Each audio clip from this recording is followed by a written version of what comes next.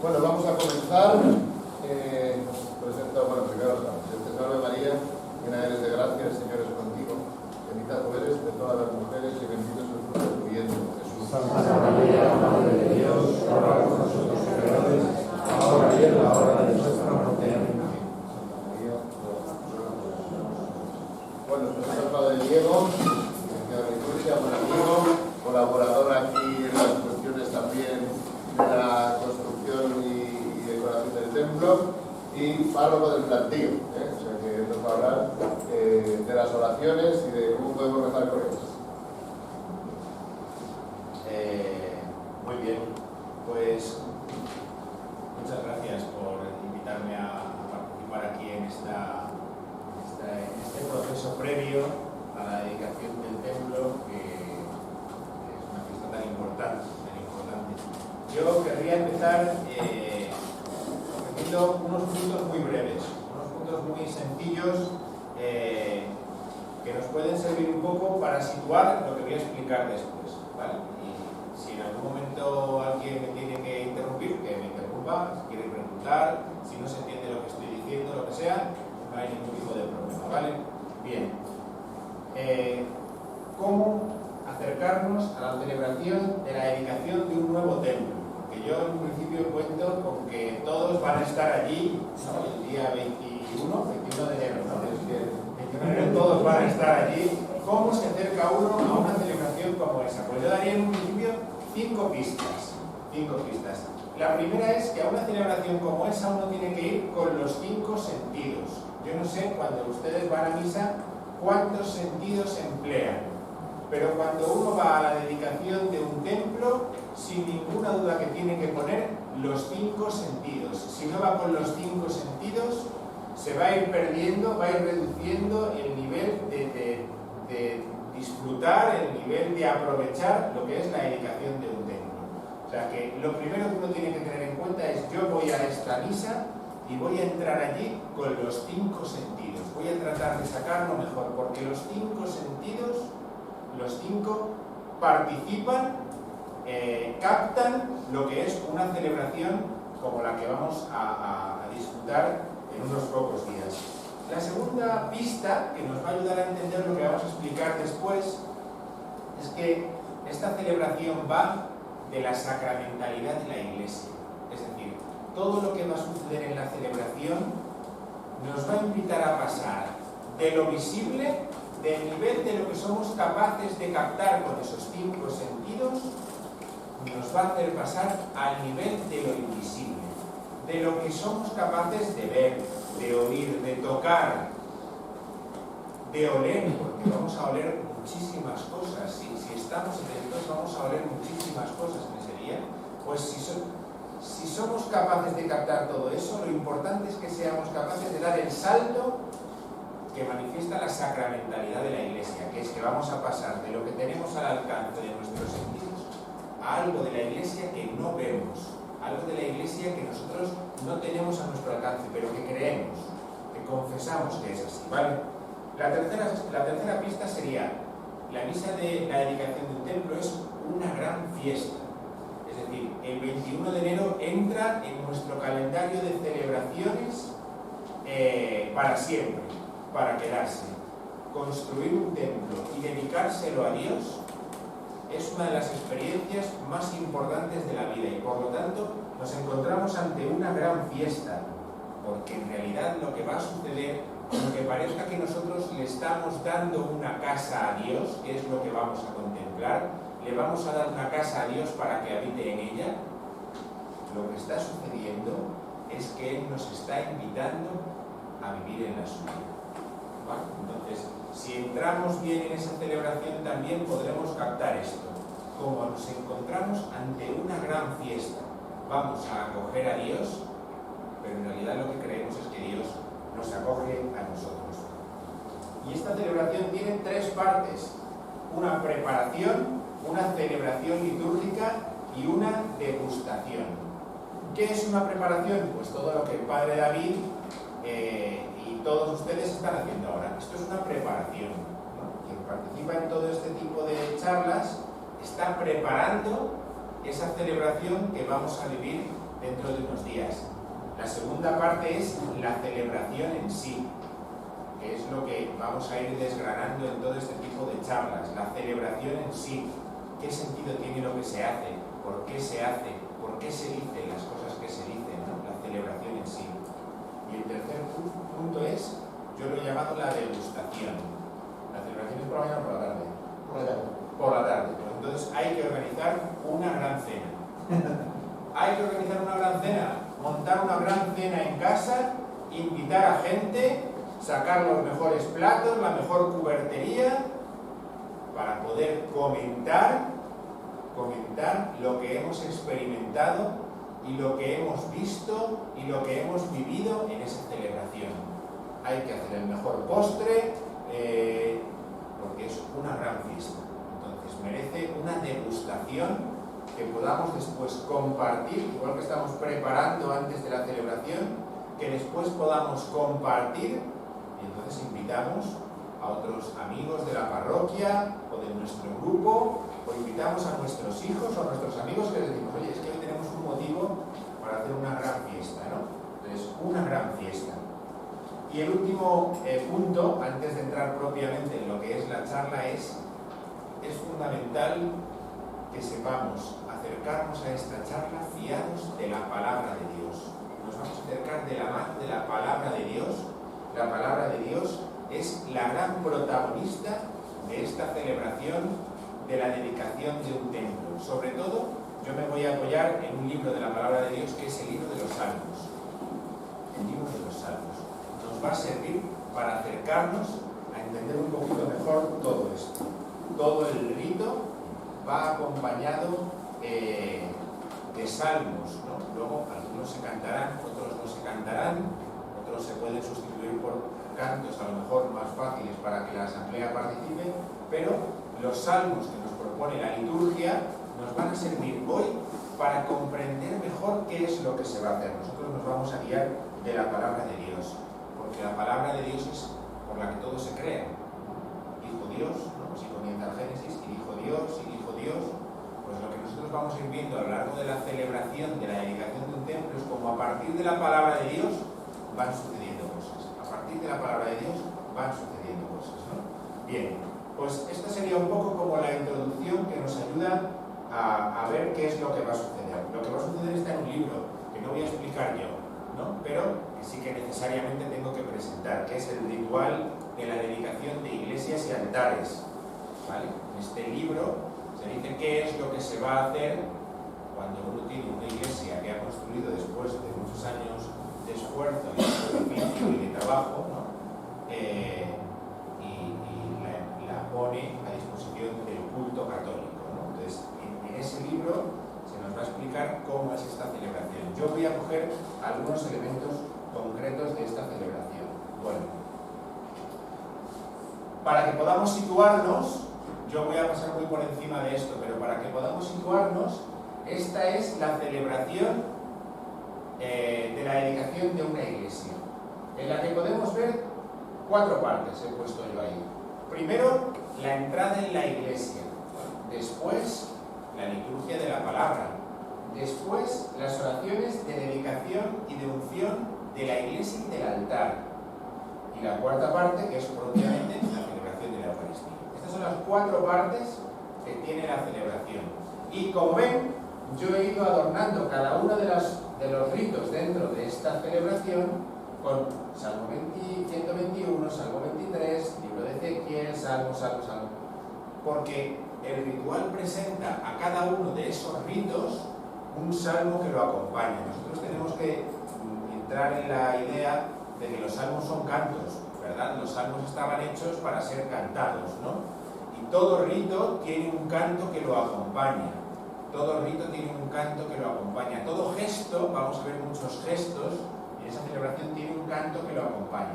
Bueno, pues esta es la presentación en general de lo que va a ser esa celebración. Y ahora nos vamos a ir parando en algunos de estos momentos en los que nos dé tiempo, nos vamos a ir parando para ir intentando adelantar qué es lo que en ellos se nos explica. Verán, una celebración como la que nosotros vamos a hacer el día que dediquemos el templo parroquial. Está compuesta de gestos o ritos, vamos a ver que se van a hacer cosas, de oraciones que acompañan esos ritos y de cantos. Estos tres elementos van juntos constantemente en la celebración de la liturgia. Entonces, uno puede hacer el ejercicio, si pone los 5 sentidos, cuando vaya a esta celebración, de ver cómo los gestos, las oraciones y los cantos, o los salmos cantados, van a ir juntos a lo largo de toda la celebración. Nosotros lo que vamos a hacer es ver cómo, no me voy a parar en los gestos, que eso es otra parte de la explicación, ¿no? Vamos a ver una oración, yo me voy a parar sobre todo en una oración, que es propiamente la de la dedicación del templo, y vamos a ver los salmos, que son unos cantos muy característicos por lo que ellos nos enseñan. Bien, vamos a la primera parte, ¿vale? En la hoja, sí, yo creo que sí. En la hoja que les van a entregar tienen el esquema que yo he puesto primero, ¿vale? El esquema que yo he puesto primero de toda la celebración, y luego ya empieza a ver los salmos de los que vamos a hablar ahora, ¿vale? Entonces, vamos a fijarnos en esos salmos, vamos a coger el rito y vamos a ir viendo esos salmos. Entonces, vale, se sitúan, ¿no? Tienen en la hoja el esquema, lo ven, el esquema, y a continuación empiezan los salmos. Muy bien. Aquí tenemos el primero de ellos, ¿no? Porque ¿cómo empieza la celebración? ¿Lo ven en la imagen? Lo veíamos también en la de antes, ¿verdad? Lo veíamos también aquí.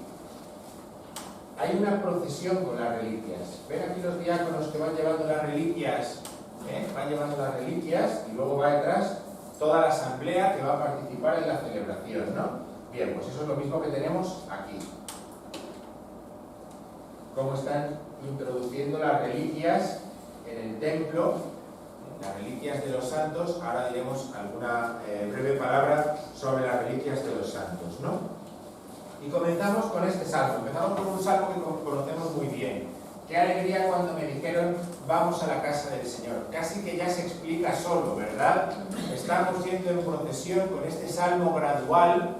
Un salmo gradual, es decir, es un salmo que nos lleva ascendente. Pensemos que los salmos están hechos con la referencia de la ciudad santa de Jerusalén, el templo de Jerusalén. Un salmo gradual es un salmo de ascensión al templo de Jerusalén, ¿no? Al templo en la ciudad santa. Qué alegría cuando me dijeron, vamos a la casa del Señor.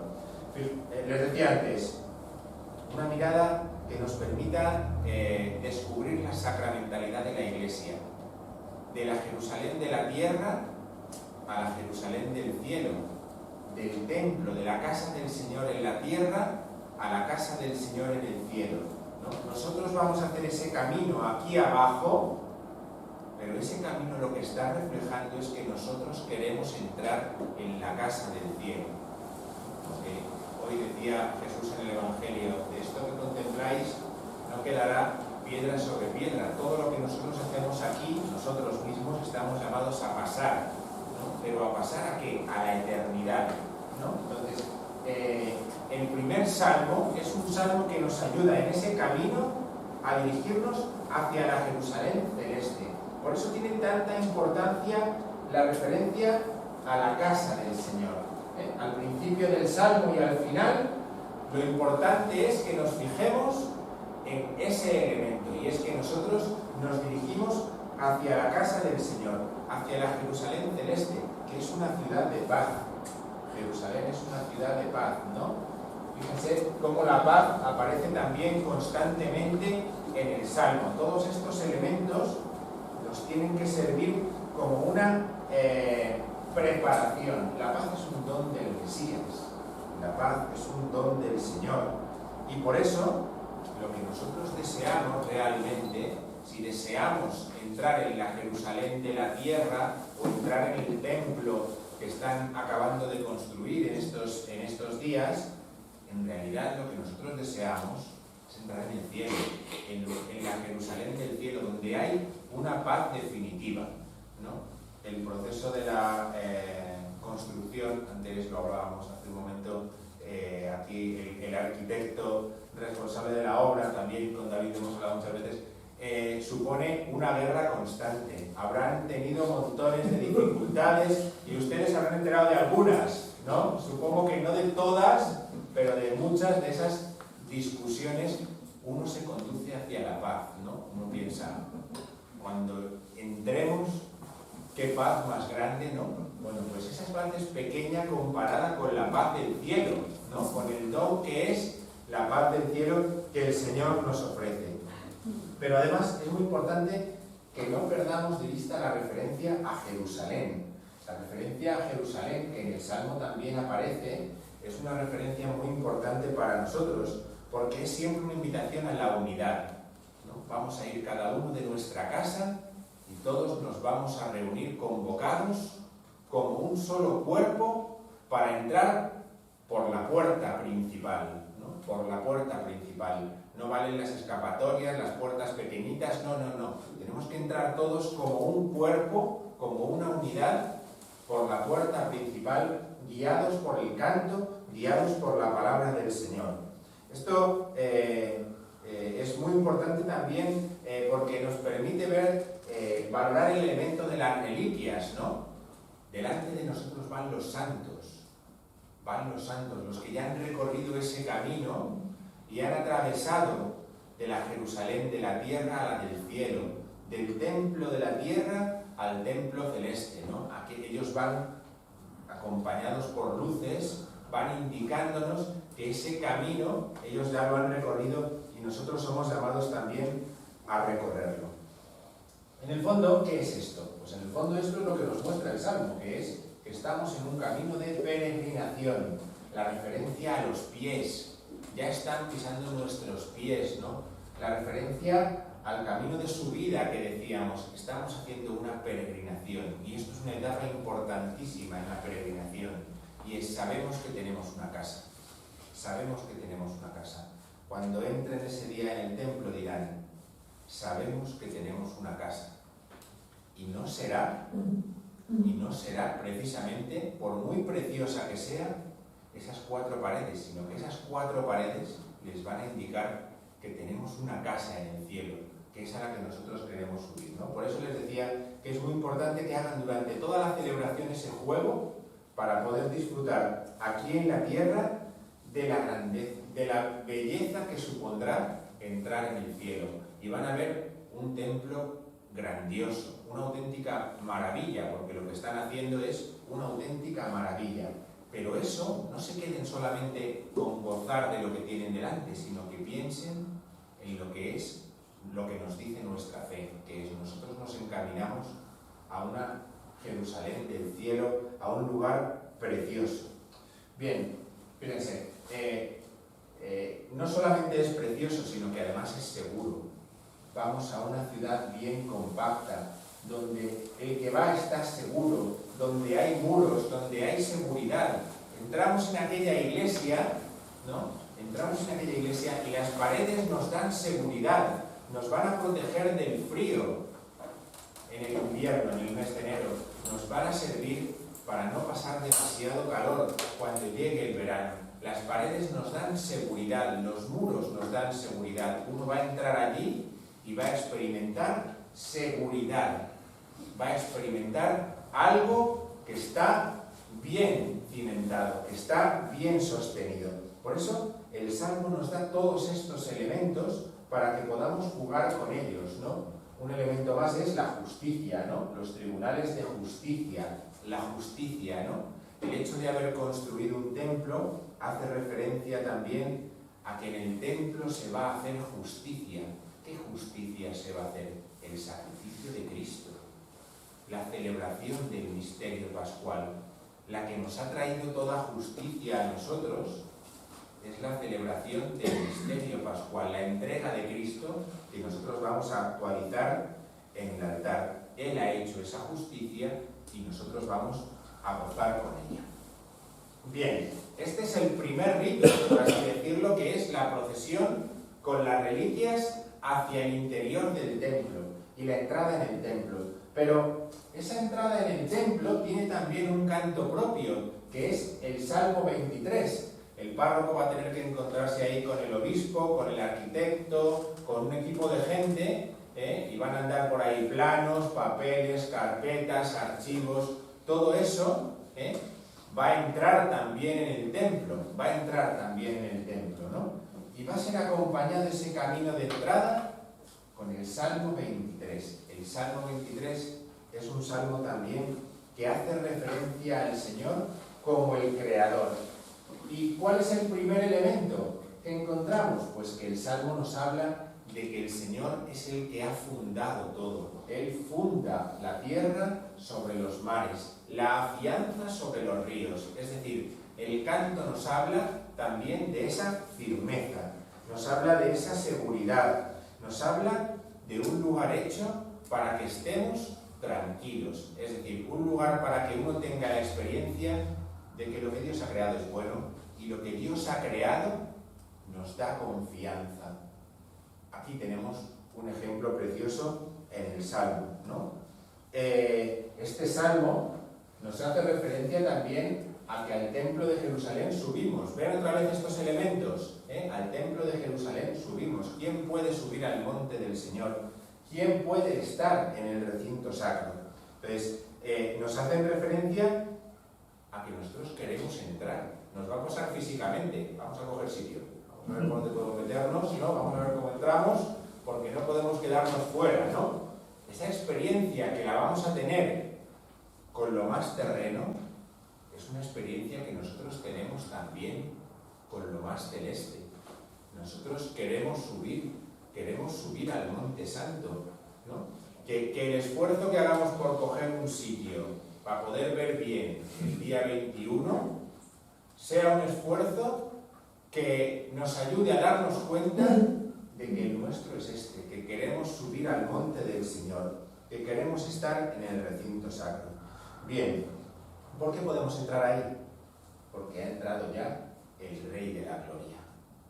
Porque ha entrado ya el Rey de la Gloria. Lo que nos da seguridad es que quien nos guía es el Rey de la Gloria. Fijaos, el héroe valeroso, el héroe de la guerra, el Dios de los ejércitos, ¿no? Todas esas expresiones son expresiones que hablan precisamente de que entramos de una manera victoriosa. El Señor va a entrar en su casa y nosotros entramos con Él. Nosotros formamos parte del grupo de los vencedores, de los que entran en la casa de Dios porque Él ha obtenido esa victoria para nosotros. ¿La ha obtenido cómo? Subiendo al cielo. Y para subir al cielo ha tenido primero que bajar del cielo. Es decir, el misterio de la ascensión, el misterio de que Jesús suba al cielo, ¿para qué es? Para que podamos entrar nosotros en el cielo. ¿Ven cómo al final nos encontramos en que lo que estamos viviendo de una manera terrena nos está hablando de lo que nosotros queremos vivir en el cielo? El Señor ha abierto las puertas para nosotros. Portones, alzad los dinteles. Vamos a ver portones, no vamos a ver puertecitas de nada, vamos a ver portones. Y vamos a ver que esos portones se abren para nosotros. Y el Salmo lo que hace es situarnos en esa perspectiva de que nosotros vamos a estar ante esos portones, en la presencia del Señor. Bien, lo primero que vamos a hacer una vez que ya estemos situados, ¿no? Ya hemos entrado, ya hemos cogido sitio, ya estamos, ¿no? Lo primero que vamos a ver es cómo va a haber una aspersión, una bendición y aspersión del agua.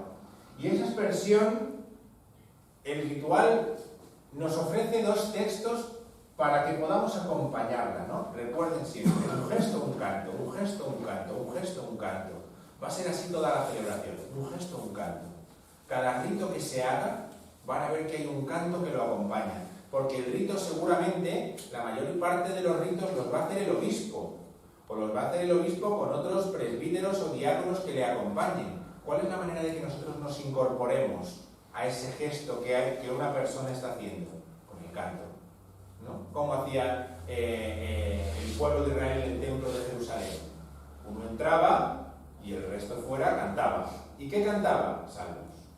Cantaban. Pues esto es igual. Van a ir sucediendo cosas y cómo nos asociamos a lo que está sucediendo con los cantos, ¿no? Entonces, para este momento de la bendición y la aspersión del agua, tenemos 2 versículos del libro del profeta Ezequiel.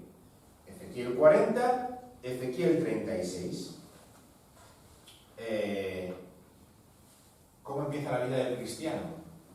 Con el bautismo. ¿Cómo empieza la vida de un templo? Con la aspersión del agua. Entonces, vamos a ir viendo ese paralelismo y los cantos lo que vienen es a mostrarnos eso mismo.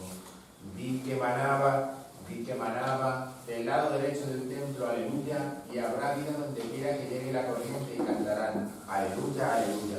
Con la entrada de Cristo en el santuario del cielo, el agua que brota del cielo para nosotros, que es la gracia, ese agua llega hasta nosotros para hacernos partícipes de la vida del cielo. Pensemos por un momento en Juan 19. Recordamos Juan 19, la crucifixión. Cristo es el templo que se abre del lado derecho del templo, es atravesado por el costado derecho del templo hasta el corazón y brotan torrentes de agua viva, ¿no? Habrá vida donde quiera que llegue la corriente. A nosotros se nos ha abierto una brecha en el templo, que son las puertas. Se nos ha abierto una brecha para que entremos. Y al entrar nosotros ahí, lo que vamos a recibir es el agua de la vida, el agua de Cristo. En el agua vamos a encontrar 2 elementos. En este rito, fíjense aquí, en Ezequiel 36. Fíjense aquí. Vamos a verlo en el lado derecho, ya lo hemos comentado. El agua pura que hará, os purificará de vuestras inmundicias. Ese agua tiene un carácter de purificación, tiene un carácter de exorcismo. Este templo lo preparamos para Dios, lo preparamos para Dios. Es un agua que purifica, pero también es un agua que santifica, os infundirá un espíritu nuevo, el Espíritu Santo. Es un agua que santifica. Entonces el canto nos está explicando el sentido de ese agua. Purificamos el templo y somos santificados. Por eso se va a asperjar todo, porque el agua tiene ese doble sentido. Y el canto es el que nos lo explica. ¿Vale? Bien. Nos sentaremos después a escuchar la palabra de Dios. Y en esa palabra de Dios, el salmo que se va a cantar es el Salmo 18. Este salmo que tenemos puesto aquí delante. Fijaos, tus palabras, Señor, son espíritu y vida. Y el salmo es un salmo que habla sobre la ley de Dios. La iglesia, el templo, es el lugar donde la iglesia va a recibir la ley de Dios. Por eso, el salmo lo que hace es invitarnos a nosotros a acoger la ley de Dios, que es una ley perfecta, para que nosotros descansemos. El monte Sinaí fue el lugar donde descansó el pueblo de Israel, ¿no? Después de salir de la esclavitud, después de haber atravesado el Mar Rojo, descansan en el monte Sinaí. Nosotros nos sentamos para descansar en nuestro monte Sinaí, donde nos encontramos ese descanso y esa estabilidad. Aquí podemos quedarnos. Esto no es un prefabricado, esto es un templo. Esto es para quedarnos, ¿no? Y entonces nosotros hacemos el ejercicio que decíamos antes y decimos, eso es el cielo, un lugar para quedarnos, un lugar para siempre, un lugar eterno, ¿no? Entonces nos encontramos en algo que nos da estabilidad, la roca, que nos da estabilidad, que nos da ese orden. Nos encontramos esa invitación a tener un espíritu que confía en el Señor, un espíritu que confía. En ese templo va a resonar cada día la palabra de Dios.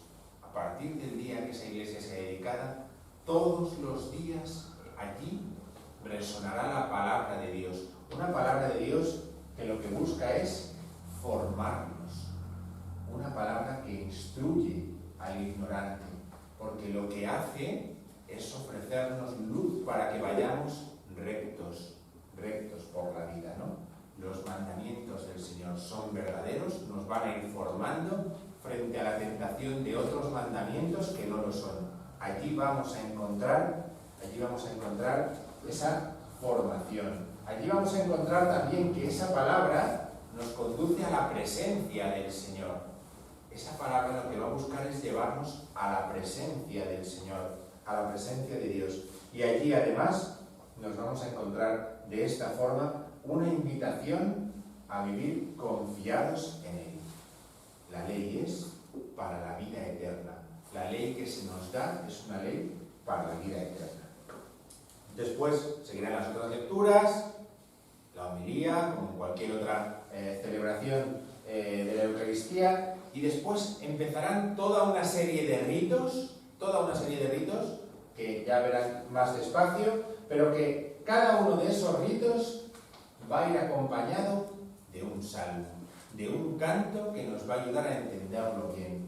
Tendremos una colocación de las reliquias. Las reliquias se colocarán en el altar, debajo del altar, ¿no? Las reliquias serán colocadas por el obispo en el lugar propio para su reposo. Y el Salmo 14 es el que nos va a explicar qué es lo que está sucediendo.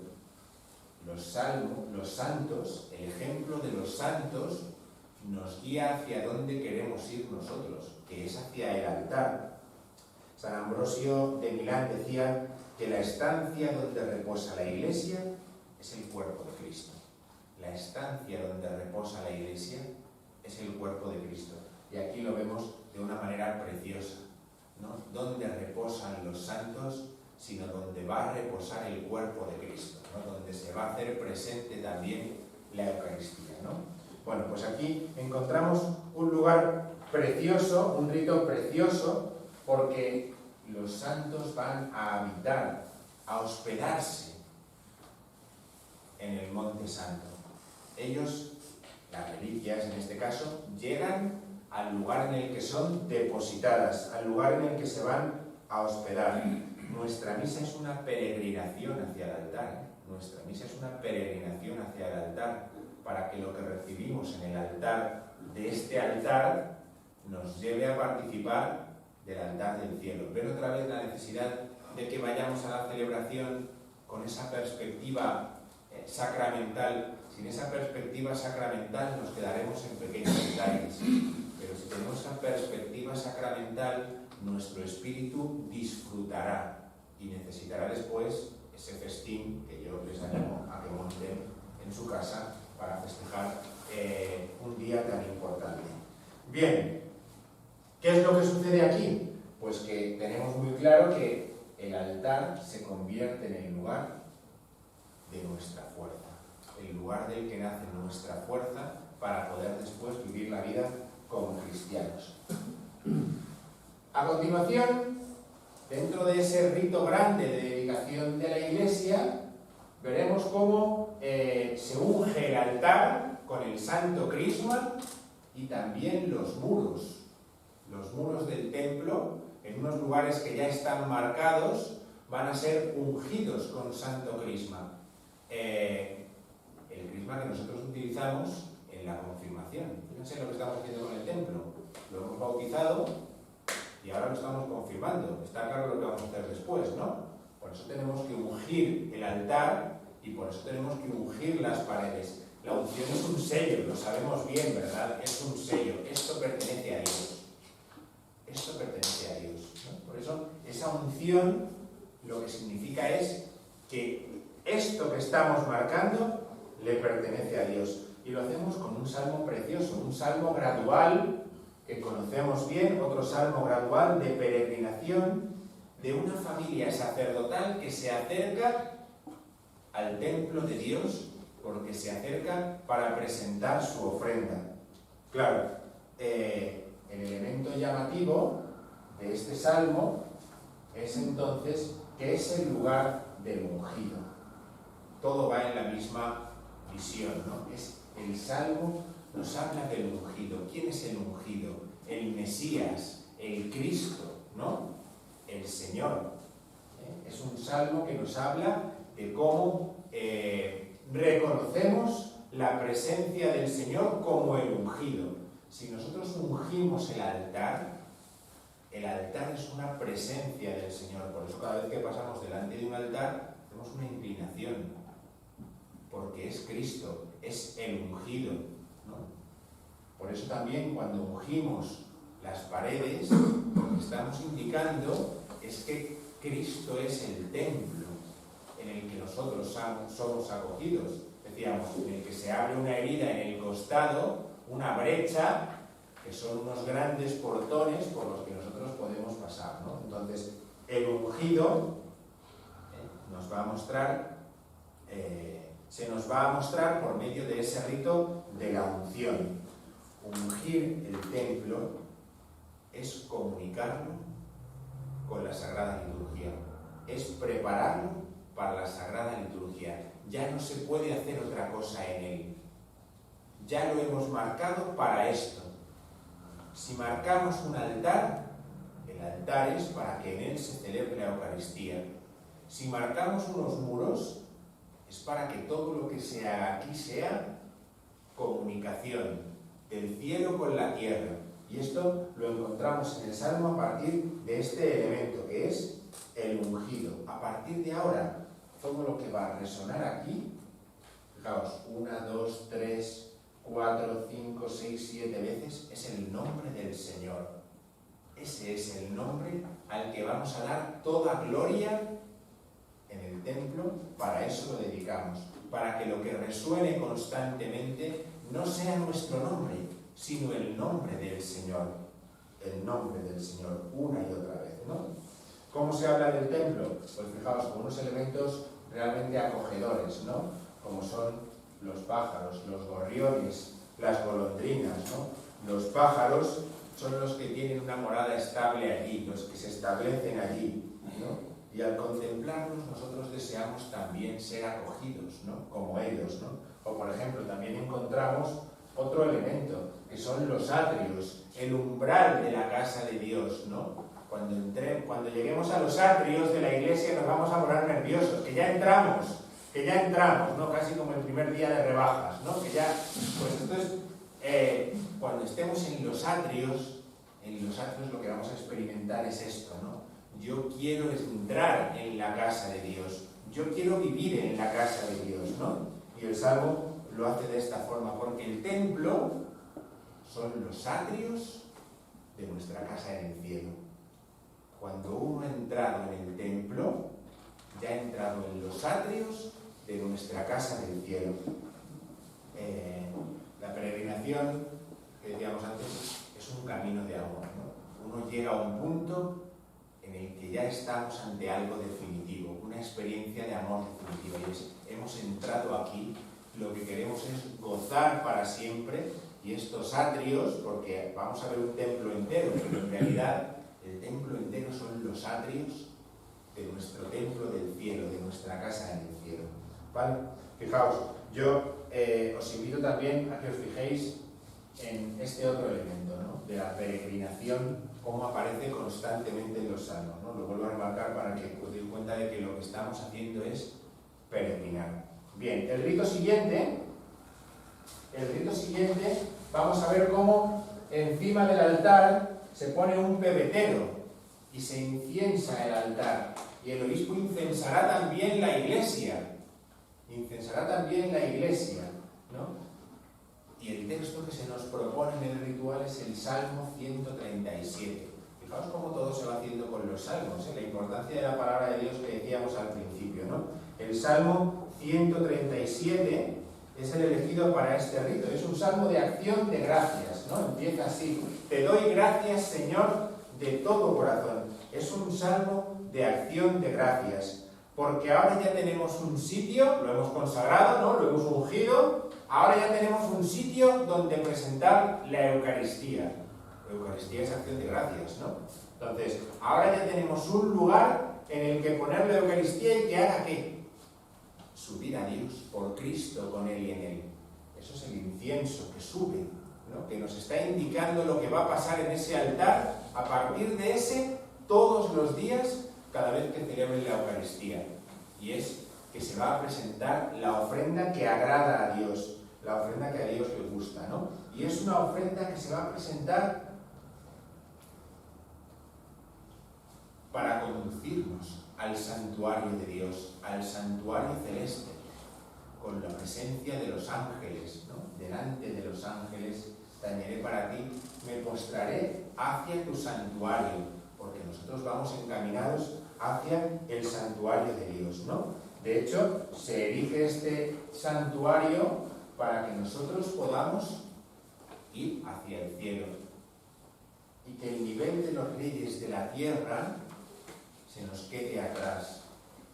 Tenemos que ser conscientes de que un templo es una invitación a pasar de lo terrestre a lo celeste, no solamente en ese rato, sino en lo profundo de nuestro corazón, en nuestra vida, a que nuestra vida no se quede en un nivel terreno, sino que al contrario, toda nuestra vida sea elevada también hacia una presencia en el cielo. Bien, por eso de nuevo aparece el elemento del nombre que decíamos antes, ¿no? El nombre del Señor y un lugar para la oración, ¿no? Fijaos, ¿qué es el incienso sino el signo por excelencia de la oración que sube a Dios, que sube al Padre, ¿no? Ahora tenemos un lugar donde podemos invocar a Dios y saber que somos escuchados por Él, ¿no? Entonces el incienso representa esa oración que sube hasta Dios y que presenta en el fondo lo que es la Iglesia, ¿no? Algo que muestra a Dios pero que a la vez lo oculta. Yo espero que pongan muchos carbones, ¿no? Y que eso parezca la niebla que había esta mañana al salir de casa, ¿no? Es decir, ¿por qué? Porque lo que sucede en un templo es que lo que vemos, que es fantástico, nos tapa lo que todavía no vemos, que es el cielo.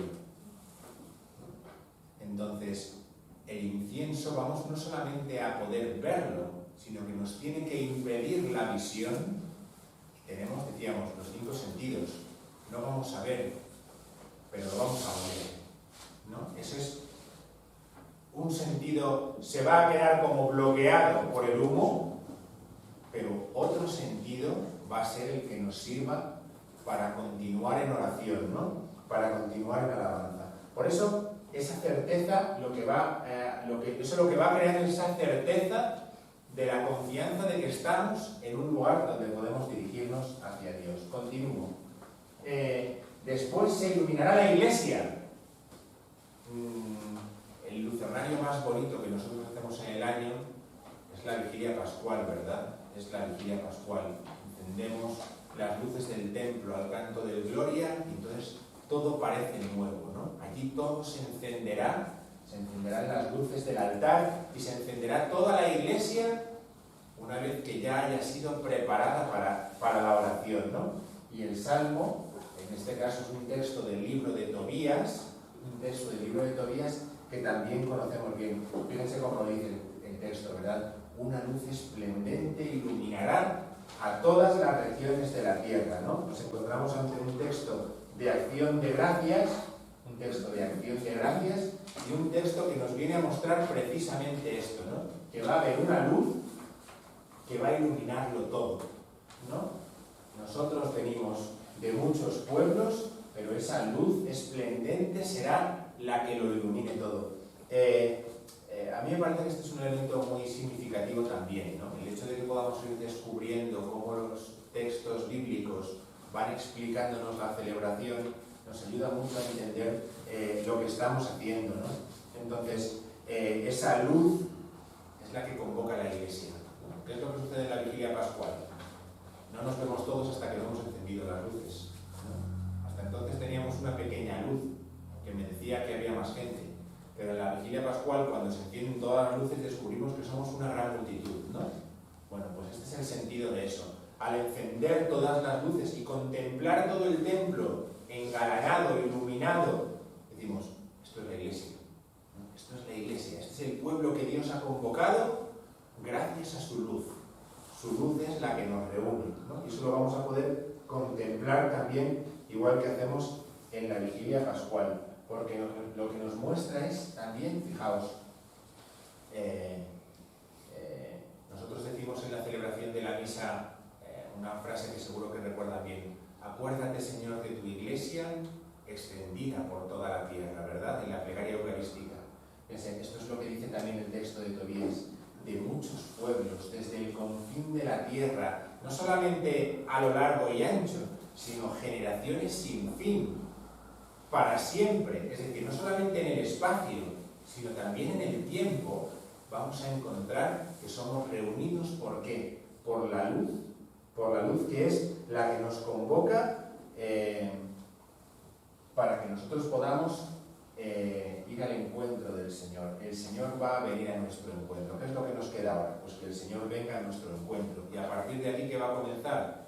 Propiamente lo que es la misa, la Eucaristía, ¿no? Todo esto nos ha preparado y aquí lo que vamos a hacer es la Eucaristía. Bien, el canto de comunión, Salmo 127, aquí casi no me paro porque esto lo conocemos bien, ¿no? Y además es algo que estamos mucho más acostumbrados, ¿no? El Salmo 127 tiene unos elementos que conocemos bien. Estamos en medio de tu casa, alrededor de tu mesa, son elementos muy significativos, ¿no? Ya está todo preparado, ya es la comunión, ¿no? Entonces, todos estos elementos los conocemos bien. La bendición, bueno, bien, no me entretengo aquí. Al final del rito de comunión se inaugurará la capilla del Santísimo. Se llevará el Santísimo, lo que ha sobrado de la comunión en la misa, y se inaugurará la capilla del Santísimo. Es decir, no entren a la iglesia cuando vaya a empezar la misa y digan, ay, me voy a la capilla del Santísimo a rezar. No, que no hay nada, ¿no? Es decir, primero se celebra la misa, se confecciona la Eucaristía y después ya la llevamos a su sitio. Entonces, ¿qué haremos? Llevar la Eucaristía a la capilla del Santísimo. Y lo haremos con un canto precioso que también conocemos muy bien, que es el Salmo 147, ¿no? El Salmo 147 también es un salmo de acción de gracias. Lauda Sion, ¿no? Glorifica al Señor, Jerusalén, alaba a tu Dios Sion. Un salmo de acción de gracias que nos habla, ¿de qué nos habla? Nos habla de los cerrojos de tus puertas. Qué elemento más bonito para hablarnos de las puertas del sagrario. Los cerrojos de tus puertas. Ha reforzado los cerrojos de tus puertas. Es la referencia que nosotros utilizamos para hablar de las puertas del sagrario que se cerrarán con llave. ¿Y de qué nos ha saciado? ¿Por qué las cerramos? Porque tenemos flor de harina. Tenemos flor de harina, tenemos el pan, ¿no? El pan eucarístico, ciertamente, ¿no? Pero el pan sagrado de la Eucaristía. Entonces, estas referencias son las que nos hacen entender por qué se canta esto en este momento. Bien, esto me lo voy a pasar ahora, sí, vale. Lo que decíamos, muy bien, un último detalle en el que nos podemos fijar es la acción del Espíritu Santo, ¿vale? La acción del Espíritu Santo que es enviado, es mandado sobre nosotros por la fuerza de la Eucaristía. Bueno, voy a dejar aquí esta parte y lo último de lo que vamos a hablar es la oración de dedicación. Es la oración más importante de toda la celebración. Está en la hoja también, la oración de dedicación que vamos a escuchar de labios del obispo. La vamos a escuchar, pero nosotros tenemos ahora la oportunidad, brevemente, antes de terminar, de poder dedicarle unos minutos también a esta oración. Esta oración empieza así, ¿verdad? Ahí tienen en la hoja. La oración tiene 4 partes. La primera es la invocación, oh Dios, ¿no? Luego las podemos hacer más solemnes o menos solemnes, más recargadas o menos recargadas. pero uno escucha la primera oración de la misa y es, oh Dios, ¿no? O Señor, o lo que sea, ¿no? Pero esta es la invocación inicial de esta oración. Claro, estamos hablando de una oración de gran solemnidad, por lo tanto, la invocación es una invocación muy solemne.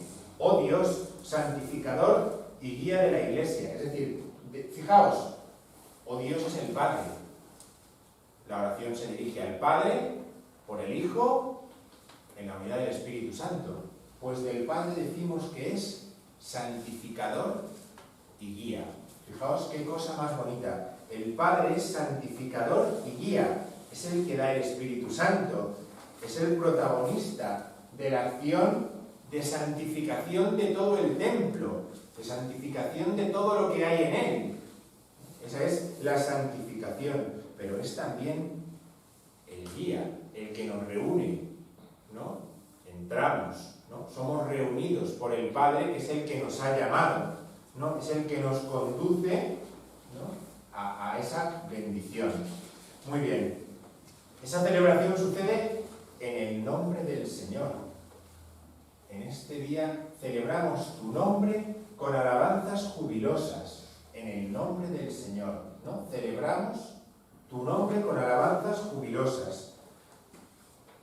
Porque en este día tu pueblo quiere dedicarte para siempre con rito solemne esta casa de oración. Pues ya en las primeras líneas ya sabemos que es a lo que hemos venido.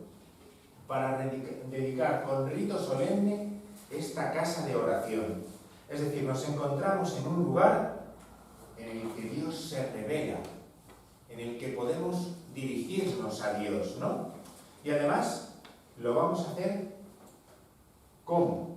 En la cual este pueblo te honra con amor, se instruye con tu palabra y se alimenta con tus sacramentos. Que ahora yo hago así. Y pongo aquí esta otra oración, que va a ser la primera oración de la misa. Esta es la oración con la que empieza la misa. ¿Vale? Y podemos hacer esto, fijaros. Mirad, todo lo que aparece en la primera oración de la misa aparece después en la invocación al principio de la oración de dedicación del templo. El nombre, el lugar de oración, la palabra, los sacramentos. Nos encontramos los mismos elementos, nos encontramos incluso el amor. Lo mismo que vamos a decir al principio de la misa, que va a rezar el obispo, lo vamos a decir después de otra forma distinta. Esta es la invocación. Aquí está resumido lo que nosotros queremos hacer, los elementos de lo que nosotros estamos dispuestos a hacer.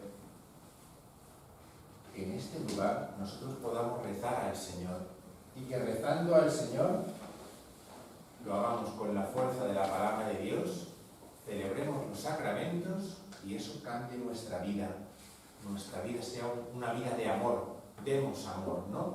Que al escuchar la palabra y recibir los sacramentos luego salgamos y nuestra vida dé un testimonio de amor de cristianos. La segunda parte de esa oración se llama anágnesis o memorial. Memorial.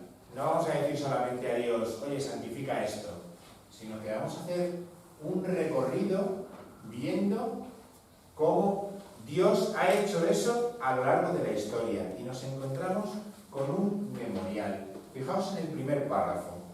Este edificio hace vislumbrar el misterio de la Iglesia a la que Cristo santificó con su sangre para presentarla ante sí como esposa llena de gloria, como virgen excelsa por la integridad de la fe y madre fecunda por el poder del Espíritu.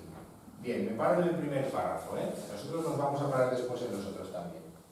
Fijaos, ¿veis el mismo primer párrafo? Y ahora lee Sabiduría 9, versículos 16 al 17. Si apenas vislumbramos lo que hay sobre la tierra y con fatiga descubrimos lo que está a nuestro alcance, ¿quién rastreará lo que está en el cielo? ¿Quién conocerá tus designios si tú no le das sabiduría y le envías tu Santo Espíritu desde el cielo? Fijaos, ¿qué es lo que hay aquí? Con lo que nosotros apenas vislumbramos, ¿qué es lo que queremos hacer?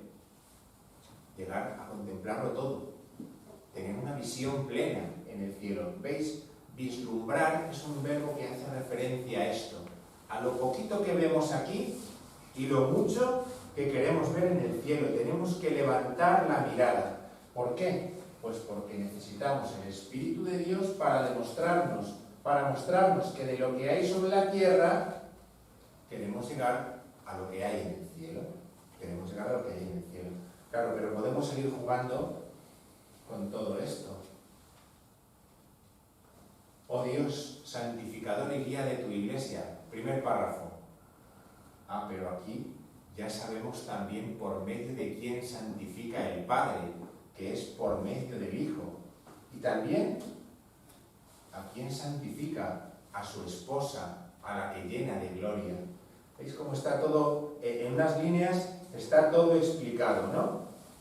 No solamente a la esposa, sino también a la Virgen excelsa. Fijaos, la iglesia es la esposa a la que ha llenado de gloria. Lo hemos visto en los signos del incienso, de las luces, ¿no? La iglesia es la Virgen excelsa. ¿Por qué decimos que la iglesia es virgen? Porque conserva la fe íntegra, porque no pierde la verdad de la fe. Por eso decimos que la iglesia es virgen, pero también el Espíritu hace que la iglesia sea madre fecunda, que engendre nuevos hijos por el Espíritu en el bautismo. ¿Veis? Entonces, en un pequeño párrafo nos hemos encontrado con todos esos elementos tan significativos. ¿Vale? Si volvemos aquí y cogemos esto, fijaos qué bonito. Son 3 párrafos que hacen referencia a la iglesia. No me voy a parar en ellos, que es muy tarde, pero mirad. Yo os animo a que los leáis despacio en casa, para que descubráis primero cómo se llama la iglesia. La viña elegida por Dios, la morada de Dios con los hombres, la ciudad colocada sobre la cima de la montaña. Oye, que esto no nos lo hemos sacado de la manga, fijaos. ¿Dónde está la viña? ¿Veis cómo se hace una oración? Isaías, Deuteronomio, Salmo 60. Ahí se nos habla de la viña de Dios. La iglesia es esa viña de Dios, ¿no? Pero ¿dónde se nos habla de que la iglesia es la morada de Dios con los hombres? En el libro del Apocalipsis. La iglesia es la morada de Dios con los hombres. Fijaos, Efesios, Apocalipsis, Primera de Pedro, todas esas citas nos hablan de que la iglesia es la morada de Dios con los hombres, construida con piedras vivas, Primera de Pedro, sobre el cimiento de los apóstoles, Efesios 20. Y Cristo es la piedra angular. Es una preciosidad porque las palabras, por eso os decía que hay que degustarlas, son palabras que están llenas de la palabra de Dios. Fijaos, la ciudad colocada sobre la cima de un monte, Mateo 5, accesible a todos, Apocalipsis 21, brilla perenne la antorcha del Cordero, Apocalipsis 22, y se canta el cántico de los bienaventurados. Grandes y maravillosas son tus obras, Señor Dios omnipotente, justos y verdaderos tus caminos. ¿Veis? Bien. Tercera parte, la invocación del Espíritu Santo. Te suplicamos, pues, Padre Santo, que te dignes impregnar... don José canta un poco, ¿no? A mí cantará. La invocación, la epíclesis, la petición del Espíritu Santo la cantará.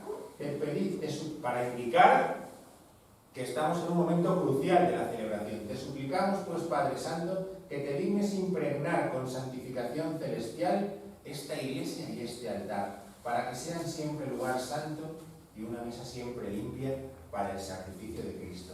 ¿Veis? ¿Por qué impregnar?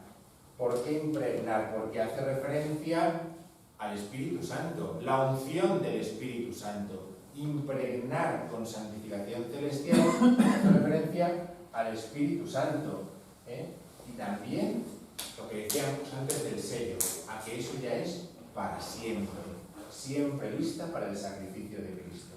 Y la última parte es la aitesis o la petición. la petición. ¿Qué pedimos para esta iglesia? ¿Qué pedimos para este altar? Bueno, aquí no me detengo porque ya es muy tarde. Que en este lugar el torrente de tu gracia lave las manchas. ¿Veis? La gracia, lo que decíamos antes, ¿no? Lave las manchas. Los que bautizamos tenemos esta oración muy presente, porque es la oración con la que consagramos el agua del bautismo, en la fuente bautismal, ¿no? Y aquí nos encontramos los mismos elementos. Es decir, en esta iglesia se va a bautizar, ¿no? Los hijos muertos al pecado van a renacer a la vida nueva, ¿no? En esta iglesia vamos a celebrar la Eucaristía. ¿Veis? Reunidos. Es una palabra que utilizamos en la plegaria eucarística. Es una palabra que va unida a memorial. Hacemos memorial, vamos a hacer memorial de Jesucristo. Y por último, vamos a fortalecer a la iglesia. Tener un templo significa tener la seguridad de que Dios nos va a fortalecer siempre. Dios nos va a fortalecer siempre. No, termino aquí, ya es muy tarde, ¿vale? Dios nos va a fortalecer siempre. Ahora tenemos la seguridad de que viniendo aquí, Dios nos va a dar todo lo necesario para que subamos al cielo, ¿vale? Bueno, pues no os digo más. Si queréis comentar algo, decir alguna cosa, preguntar algo.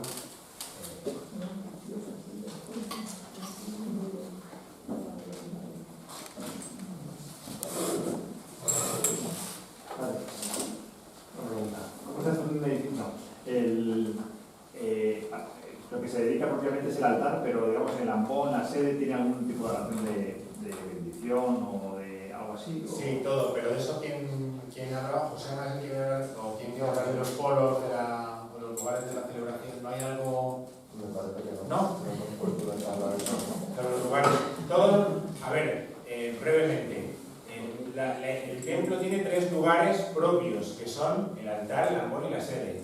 ¿Por qué? Porque Cristo es sacerdote, profeta y rey. Entonces, Cristo...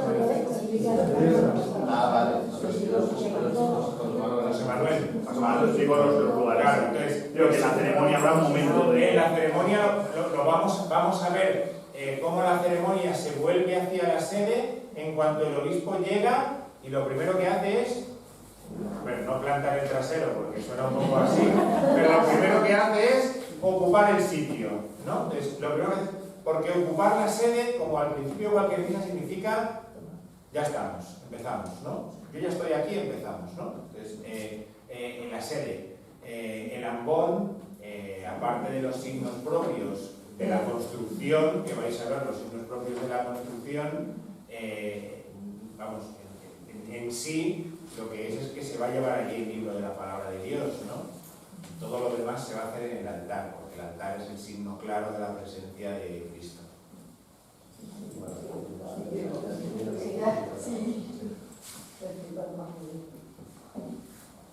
¿Alguna cosa más? Pues nada. Muchas gracias. Gloria al Padre, al Hijo y al Espíritu Santo. Siempre, por los siglos. Amén. La próxima charla será el 18 de diciembre, en la fiesta Santa María de la Esperanza, que nos hablarán del arte del templo.